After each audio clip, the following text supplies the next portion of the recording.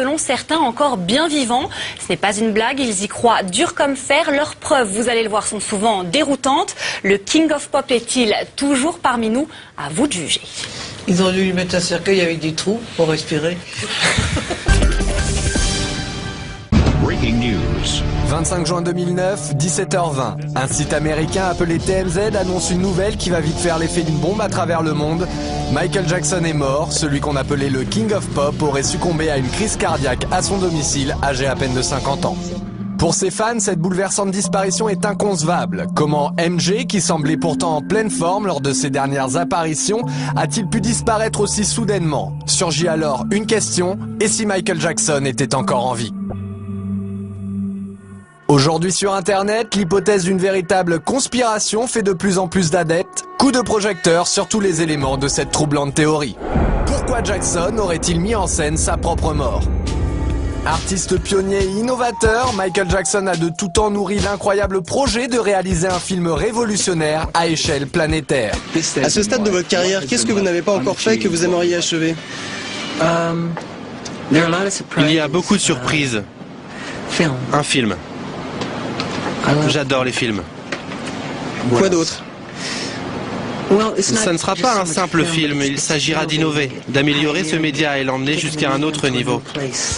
Pour les adeptes de cette théorie, Michael Jackson ne serait pas mort, mais tout simplement passé de l'autre côté du rideau, devenant l'unique metteur en scène de son propre décès, une mise en scène que certains auraient décelée dès l'annonce de la mort du King of Pop. Que s'est-il réellement passé le 25 juin 2009 ? Le jour de la mort de Michael Jackson, le centre d'urgence 911 reçoit un appel dont l'enregistrement est relayé par tous les médias.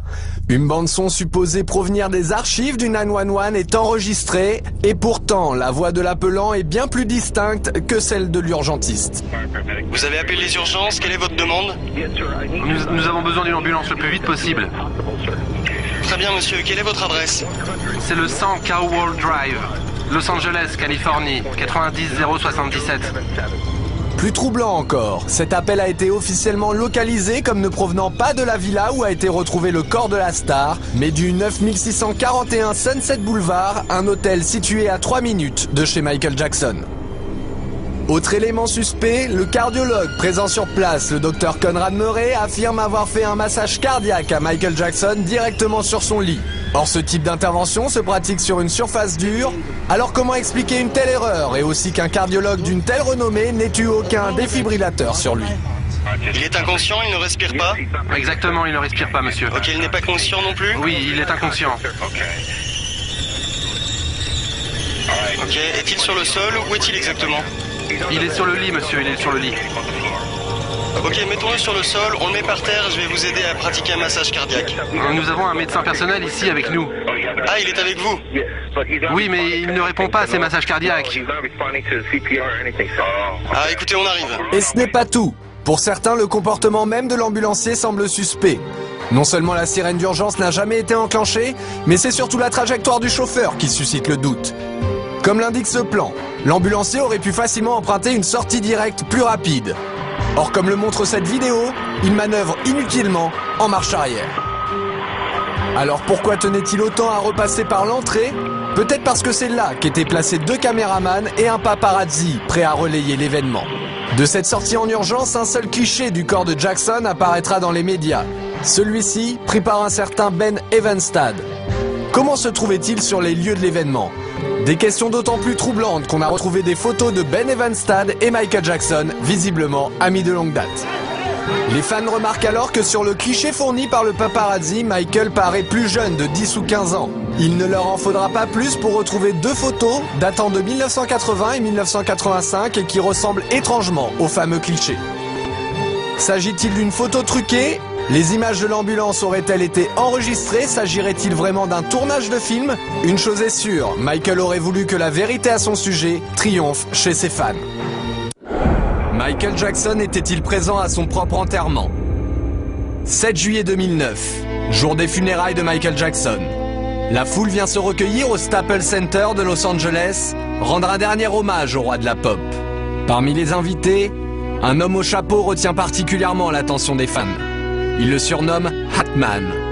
Certains se posent la question, Michael Jackson en personne se serait-il mêlé aux invités. 4 septembre 2009, jour de l'enterrement au cimetière de Forest Lawn. Le mystérieux Hackman refait surface. L'homme reste en retrait, mais la place que lui accordent les autres invités à cette cérémonie suscite bien des spéculations. Qui est donc cet homme? Quant au personnel de la cérémonie, le clan des fans le considère tout aussi suspect. Les agents d'accueil, tout sourire en ce jour de deuil, donnent une impression de déjà-vu. Et pour cause, ils ne sont autres que les danseurs du spectacle This Is It. Le réalisateur Kenny Ortega et le chorégraphe Travis Payne sont d'ailleurs eux aussi présents. Ce sont eux qui coordonnent l'enterrement filmé en haute définition à la manière d'un film. Les fans remarquent aussi les photos prises par des paparazzis en hélicoptère, comme celle de ce chemin à droite de la voiture, qui n'existe pas vu du ciel. Ou encore cet arbre près des poubelles qui disparaît. Dès lors les questions se multiplient, y a-t-il d'autres différences entre le film officiel et la réalité? Même les messages laissés par les sœurs Jackson éveillent les soupçons. Michael, je t'aime profondément et j'ai hâte de te revoir jouer encore. Continue ta magie. Je t'aime tellement et j'attends avec impatience le moment de te revoir sur cette terre. Lorsque les fans se font rembourser leurs billets pour la tournée This Is It, ils reçoivent un livre souvenir. Ce livre est exactement le même que celui offert aux 17 000 invités du Staples Center à une différence près. Une photo de Jackson avec Elizabeth Taylor a été remplacée par une photo de lui, l'œil derrière une caméra. Une nouvelle preuve pour les fans. Qui est réellement le Dr Murray? Pour les fans, des doutes subsistent aussi quant à l'identité du fameux Dr Murray. Le médecin n'est pas certifié dans le répertoire des internes médicaux des États-Unis et lorsqu'on cherche son nom dans Google, aucun résultat ne s'affiche avant 2009. Certains vont même jusqu'à trouver un anagramme dans son nom complet, Conrad Robert Murray, Done Murder by Contract. Les certificats de décès sont-ils des faux? Pas moins de 3 certificats de décès différents seraient en circulation. Aucun n'ont un code barre identique et aucun n'ont été signés par un médecin. Mais ce qui trouble les sceptiques, c'est le deuxième nom officiel de Michael Jackson sur les certificats, Joseph. Pour certains, Jackson s'appelait en réalité Michael Joe Jackson. De nombreux documents officiels viennent étayer cette théorie et Jackson se présente ainsi devant les tribunaux. Alors comment est-il possible qu'une erreur aussi importante se soit glissée sur chacun de ces actes officiels? Devant le nombre d'erreurs, la réponse reste entière. Mais un autre détail éveille les soupçons des fans les plus passionnés. Lors de l'enterrement, ils remarquent que les 2 seules photos placées autour du cercueil sont issues de la pochette du disque Liberian Girl. Comme dans le clip de cette chanson, Michael Jackson est-il en train de faire croire à sa disparition alors qu'il est derrière la caméra? À la mort de Michael Jackson, en juillet 2009, le monde entier suit une à une les images du décès de la star. Une médiatisation à outrance qui va faire naître une étrange théorie. Michael n'est pas mort, les fans sont catégoriques. La disparition de leur idole a été montée de toutes pièces, comme le démontreraient certaines phrases de son entourage. Y a-t-il des lapsus révélateurs? Nous étions là, juste là, avec Michael, il y a à peine une semaine. Et pourtant, Michael Jackson était mort 2 semaines avant cette cérémonie. À la sortie de This Is It, Kenny Ortega continua ses étranges lapsus. Quand vous étiez en train de choisir, quelles images utiliser? Quelle était votre méthode? Tous les matins, j'emmenais Michael avec moi dans la salle de montage. Et on essayait de penser à ce que voudraient voir les fans dans ce film. Pourtant, les images de This Is It n'ont jamais eu vocation à être montées pour le cinéma. Alors comment Michael Jackson aurait-il pu assister à ce montage? Et enfin, ces étranges témoignages de Frank DiLeo, le producteur de Michael Jackson, au présent, comme si Michael n'était jamais mort. Michael Jackson a toujours fait ce qu'il voulait. Vous vouliez voir Michael? Vous veniez. Michael est-il disponible? Vous veniez. Même chose aujourd'hui. Vous voulez voir Michael? Vous venez. Pour les fans, ces lapsus ne sont pas le fruit de l'émotion, mais les preuves d'une mise en scène précipitée et mal préparée. Les adeptes de la conspiration sont catégoriques, Jackson et ses complices sont en train de manipuler les images de la mort du King. Une passion pour l'illusion que la pop star aurait toujours su pratiquer. Michael manipule-t-il les images? En 1985, des clichés incroyables de Michael Jackson endormi dans un caisson à oxygène défrayent la chronique. Et pourtant, la chambre hyperbare serait une folle rumeur que la star elle-même se serait amusée à inventer. Lorsque l'affiche du projet Believe est diffusée au public, les fans de Michael y trouvent d'autres raisons de douter. Michael continue-t-il de leur envoyer des messages?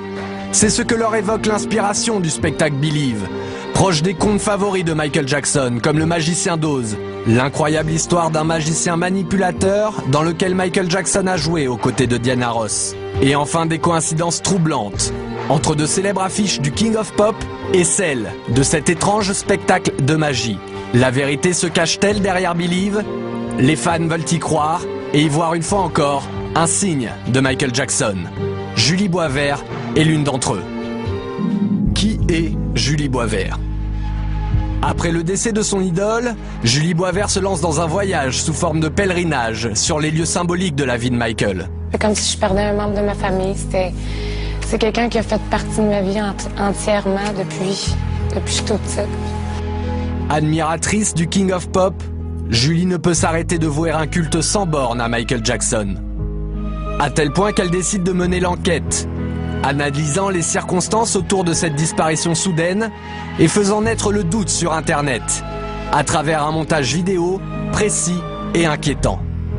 Michael Jackson aurait-il pris les traits d'une autre personne? Les proches de Michael sont catégoriques. MJ a toujours pratiqué l'art de la manipulation et du déguisement. Son frère Marlon, comme d'autres, raconte avec beaucoup d'humour ce goût de Jackson pour le déguisement. Je me rappelle avoir été un jour dans un magasin de disques. Il y avait cet homme qui achetait beaucoup de CD. Il avait une petite coupe afro et de drôles de dents. Et ses habits étaient affreux. Je me suis approché de lui et je lui ai dit « Michael, qu'est-ce que tu fais dans ce magasin ?» Face à cette fascination de Michael pour la transformation, de nombreux blogs relayent une étrange rumeur. La star continuerait d'apparaître en public, systématiquement déguisée pour pouvoir observer ses proches et sa famille depuis sa mort, et notamment le jour de son propre enterrement. Le doute sur la mort de Michael serait donc encore possible, alors quand apparaît sur le réseau social MySpace un étrange personnage nommé Dave Dave, les fans n'en croient pas leurs yeux. Dave Dave serait-il Michael Jackson? En 1983, un enfant nommé Dave Dave fait la une des médias. Victime d'un incendie criminel perpétré par son propre père, l'histoire de Dave Dave va émouvoir Michael Jackson. La star lui jure alors une amitié éternelle. J'ai senti une main se poser sur mon épaule et je me suis retourné. C'était Michael. Et vous savez quoi, Larry? Ce jour-là, nous nous sommes promis une amitié qui ne finira jamais. Soudainement, en septembre dernier, Dave Dave réapparaît sur le plateau de Larry King.